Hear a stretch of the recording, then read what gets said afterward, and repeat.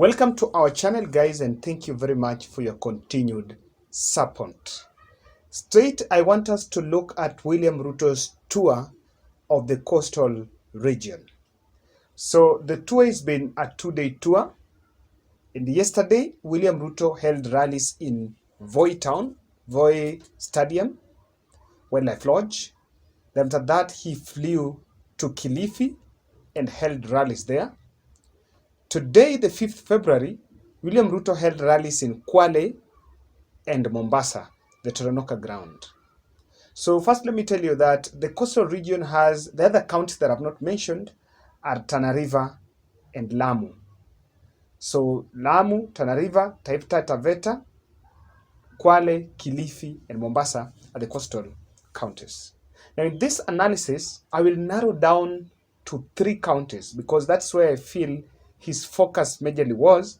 That is Kwale, Kilifi, and Mombasa. Now, before I just tell you that, something that I need to maybe figure out is what is at stake. Why William Ruto, the vote basket at the coast of the 3 counties that he's actually eyeing for, and I also need to explain for you why he's so interested in pushing to get more numbers from Kilifi County. In Kilifi County, in 2017, and these are records that I got at IBC website, if you can verify these facts. In Kwale, Raila Odinga got 138,000 votes against Uhuru's 43,000. Mombasa, Raila had 288,000 against Uhuru's 99,000. Then in Kilifi, he got 274,000 against Uhuru's 40,000. If you look at those figures, where Raila scooped more votes is Kilifi County. Because actually in Kilifi County, this is where majority of leaders actually come from the ODM. So in this analysis, I want to state some of the takeaways from his coastal tour. But before we go there, if you're watching this video and you've not yet subscribed, kindly take a second and subscribe. And also more importantly, click the notification bell so that you can get updates on what is going on. There is something that I have realized, and I mentioned that Uhuru Kenyatta's announcement that he was going to appoint Raila Odinga as running mate had some ramifications. And according to me, it was a blunder. And just today, I just published that video today, the 5th of February. The rally in Mombasa, the Tononoka grounds, because I was following it, it is all about President's statement that is going to appoint Raila Odinga as running mate. I even realized that they have dropped the issue of the electoral law. I think that was their political agenda for yesterday.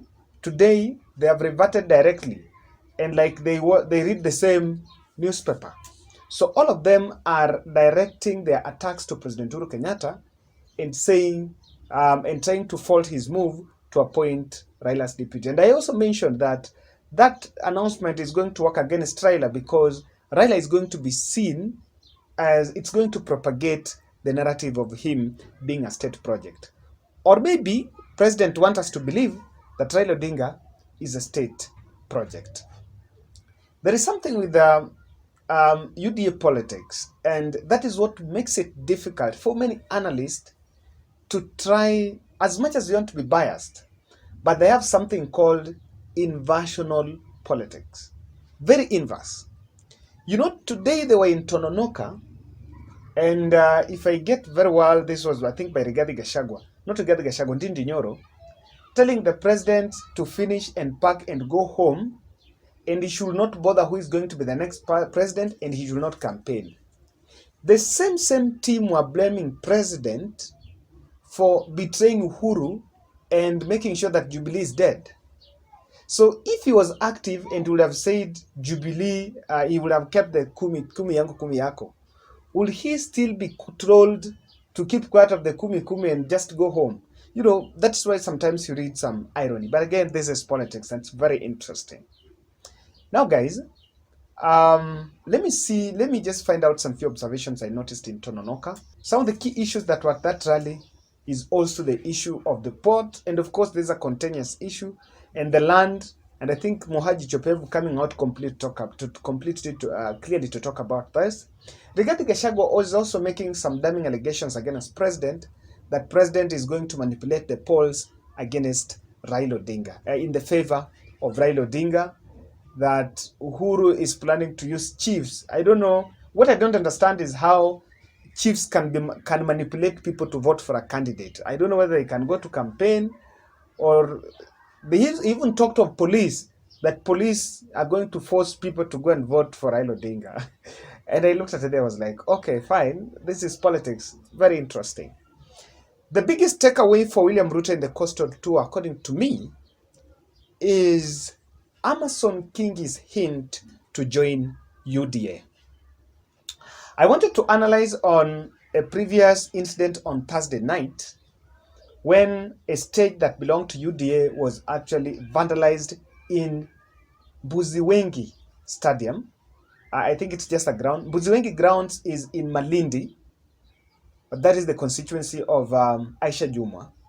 And it was vandalized because the family differed on whether that meeting should be held there or not. And one thing I realized is that there was blame game. Was it stage managed, or was it planned by Amason Kingi? Because the person who vandalized it, the person who actually oversaw that vandalism, and I want to show you this clip here.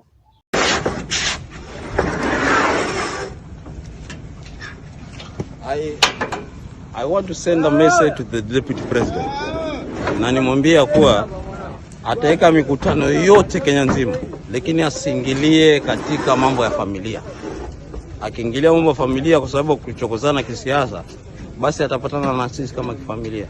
This is our family land, na hana ruhusa ya kuja kaweka mkutano katika shamba ya familia. Na wananchi wamejitokeza kutoa hivi vitu vyote. Last night is an unfortunate event where thugs came to destroy the dais and declared that there will be no meeting.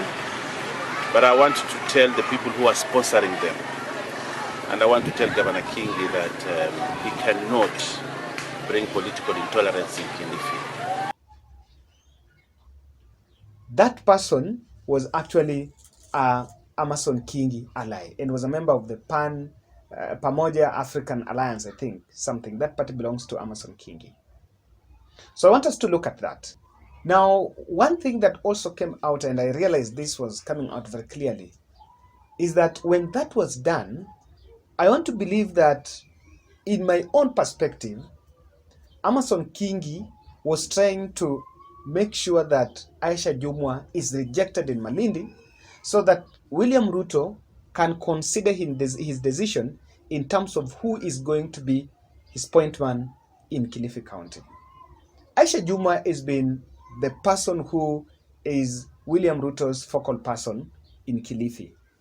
And if there is a place where William Ruto has an uphill task to do in those coastal counties, is Kilifi. All the 7 constituencies in Kilifi County, that is Kilifi North, Kilifi South, Malindi, Ganze, Kaloleni, and Rabai, all those areas, the MPs were ODM. The governor is ODM, women rep is ODM, and senator is ODM. Out of the 53 members of county assembly, 42 are from ODM, and others were actually elected with other NASA parties.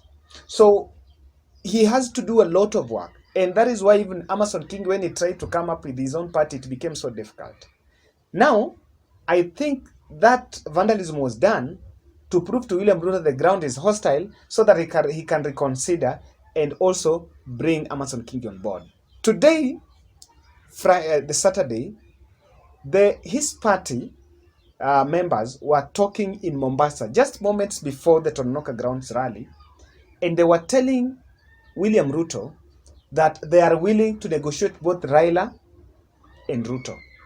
They were opening the talks for that because initially, the reason I'm saying this is a hint, initially Amason Kingi had joined a host of the 30 governors that supported Raila Odinga. And he actually joined and said that he was going to shelve his ambitions and make sure that his party joins Azimio la Umoja. Today, there is a change of tune. When the members of the party, I think is the leaders of the party in Central in Mombasa, held a press briefing to say that they were open to talks with William Ruto and Raila Odinga. That if it was that it is not a hint, I think they would have closed that chapter, and that would be something that is gone. So guys, that's my perspective in terms of why I really think that Amason Kingi is dropping a hint that he can work with Raila, with Ruto. Why? It is highly possible because he's not going to seek an elective seat, and it is very easy if he has already betrayed ODM by forming his own party. So even if Raila gets to presidency and Raila wants to appoint someone from the coastal region, I think the last person that he might think of is Amason Kingi. So Amason Kingi knows that he can work with William Ruto and make sure that they field a candidate through the PAA party for governor seat, and that should be Aisha Jumwa. Guys, what do you think of William Ruto's rally on Tononoka? That is the one that I watched. I have not watched the rest. Yesterday they were talking about the elections law. Today they've changed the tone.